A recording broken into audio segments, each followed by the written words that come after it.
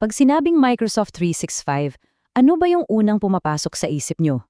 Sigurado ako, Word, Excel, PowerPoint, di ba?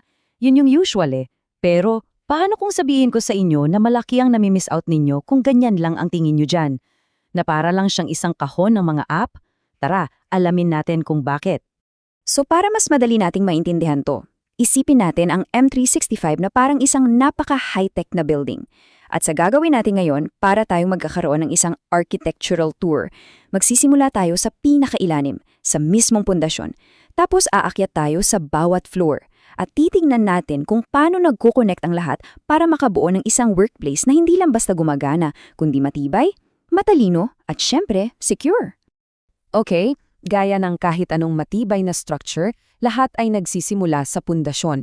At sa mundo ng Microsoft 365, yung pundasyon yon, yan ang identity and access. Ito yung nagkokontrol, yung nagdidikta kung sino ang pwedeng pumasok sa building at kung ano yung mga pwede nilang gawin sa loob. Ang puso, ang pinaka-core ng ating pundasyon ay itong Microsoft Entra ID na baka mas kilala nyo dati bilang Azure Active Directory. Isipin nyo to bilang yung high-tech security lobby ng ating gusali. Lahat, as in lahat ng gustong pumasok, kailangan dumaan muna dito para ma-authenticate. Mula sa single sign-on para hindi ka na login ng login, hanggang sa identity verification, ang Entra ID ang nagbabantay sa lahat ng pinto ng ating ecosystem. So, paano ba talaga pinapatibay ng Entra ang foundation natin? Well, yung password lang kasi, kulang na yan ngayon. Una, andyan yung tinatawag na conditional access policies. Isipin mo to na parang isang super smart na security guard. Sinusuri niya yung location mo, yung device na gamit mo, at marami pang ibang factors bago kanya papasukin. Pangalawa, yung familiar na sa marami, ang multi-factor authentication or MFA. Yan yung additional lock sa pinto. Pangatlo, ang identity protection. Ito naman parang mga high-tech na CCTV na laging nagbabantay sa mga kahina-hina-hinalang aktibidad. At lahat ng to umiikot sa isang core principle, yung zero trust, na ang motto ay never trust, always verify. Okay, ngayong super tibay na ng pundasyon natin, handa na tayong umakyat. Pupunta na tayo sa mga operational floors. Dito na mismo nangyayari yung trabaho, yung mga ginagawa natin na araw-araw. Ito ang core services, ang puso at kaluluwa ng ating digital workplace. Simulan natin sa pinaka-communication backbone ng ating building, ang Exchange Online. Ito ang nagpapatakbo ng lahat, mula sa email hanggang sa calendaring. Kumbaga, ito yung central nervous system para sa lahat ng uri ng corporate communication. Sa loob ng Exchange, merong tayong iba't ibang klase ng mailboxes.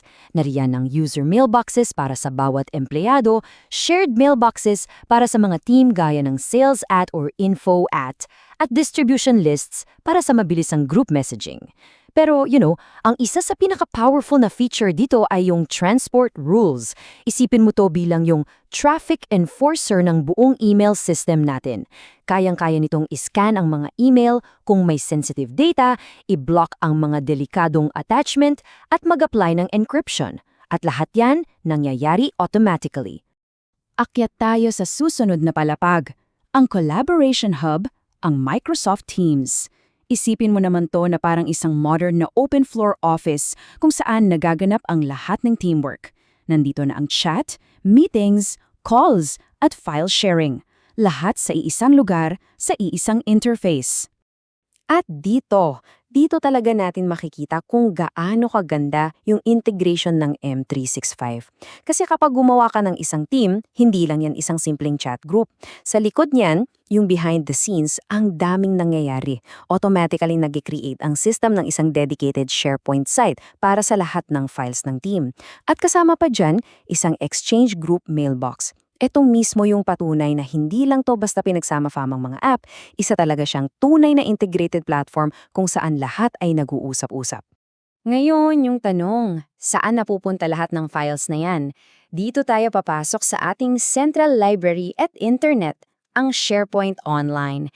Ito dapat ang maging single source of truth para sa lahat ng documents, official announcements, at team content ng isang kumpanya. May dalawang paunahing klase ng SharePoint sites. Una, yung communication sites na perfect para sa mga company-wide announcements. At pangalawa, yung team sites na para naman sa focused collaboration. Sa loob nito, andyan ang document libraries, na may kasamang versioning, kaya pwede mong balikan yung mga lumang version ng isang file. At meron ding lists na para siyang supercharged na spreadsheet para sa pag-oorganisan ng structured data. So, kung ang SharePoint ay yung pampublikong library ng kumpanya, isipin mo naman ang OneDrive bilang yung personal at secure na opisina o locker mo. Dito nakalagay yung mga files na ikaw pa lang ang gumagawa, mga draft, o para sa iyong pansariling gamit bago mo i-share sa team. Pero alam nyo, para sa akin, isa sa pinaka-importante at medyo underrated na feature ng OneDrive ay yung Known Folder Move o KFM. Napaka-powerful nito. Ang ginagawa nito ay pinapayagan nito ang IT admins na isync yung mga critical folders mo, yung desktop, documents at pictures diretso sa cloud. So anong ibig sabihin yan para sa'yo? Ibig sabihin, kahit masira yung laptop mo, manakaw o kahit anong mangyari, lahat ng files mo safe sa cloud at accessible anytime. Grabe, this is a real game changer pagdating sa business continuity. Ayan, ngayong nakita na natin yung mga operational floors, yung mga ginagamit natin araw-araw, oras na para akyatin yung pinangamataas na bahagi ng ating building, yung utak, yung brain na nagpapatalino sa buong structure. Ito ang intelligence layer. Dito natin makikita yung dalawang mukha ng Copilot. Sa isang banda, ito yung feature sa loob ng mga app tulad ng Word o Outlook na tumutulong sa iyong magsulat o mag-summarize, pero sa mas malawak na pananaw, ang Copilot ang mismong engine ng intelligence layer na to. Gumagamit yan ng Microsoft Graph para intindihin yung koneksyon ng mga email mo, files mo at meetings mo, para makapagbigay ng personalized insights at para mag-automate ng mga gawain across different services. So paano to gumagana sa simpleng paraan? For example, nagtanong ka, summarize my emails from my boss this week about Project X. Yan ang user intent mo. Ipoproseso yan ng Copilot engine. Tapos kukuha siya ng data mula sa Microsoft Graph na syempre ang access lang ay sa mga data na may permission kang makita. Pagkatapos, bubuunin niya yung isang personalized na summary para sa'yo. Ganyan katalino yung integration. At syempre, ngayong nakita na natin ang buong struktura mula sa pundasyon hanggang sa pinakatuktok, kailangan nating siguruhin na protektado ang lahat ng yan. Titingnan natin ngayon ang security perimeter ng ating building, yung mga pader, yung mga CCTV, at yung mga patakaran na nag-iingat sa lahat ng tao at data sa loob. Ang ating Central Compliance Center para sa compliance ay ang Microsoft Purview. Dito mo mako-configure ang Data Loss Prevention or DLP na pumipigil sa mga user na aksidente o sinasadyang mag-leak ng sensitive info tulad ng credit card numbers. Pwede ka ring gumamit ng sensitivity labels para automatikong i-classify at i-encrypt yung mga dokumentong confidential. Nandito na rin yung mga tools para sa e-discovery at pag-audit ng lahat ng user activity.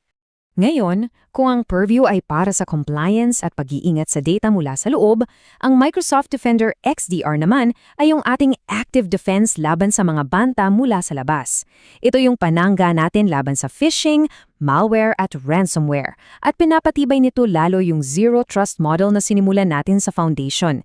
Sinisigurado na bawat access, bawat galaw ay laging sinusuri at pinoprotektahan.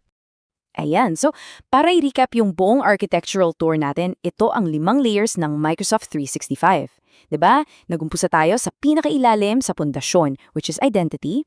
Umangat tayo sa service layer kung nasaan ang Exchange, Teams at SharePoint. Tapos nakita natin na lahat yan ay nakaupo sa ibabaw ng data layer na pinapatakbo ng Microsoft Graph. Sa ibabaw niyan, yung utak ng building ang intelligence layer na hatid ng Copilot. At para protektahan ng lahat, binalot natin ang buong estruktura ng isang matibay na security and compliance layer. Yan ang buong ecosystem.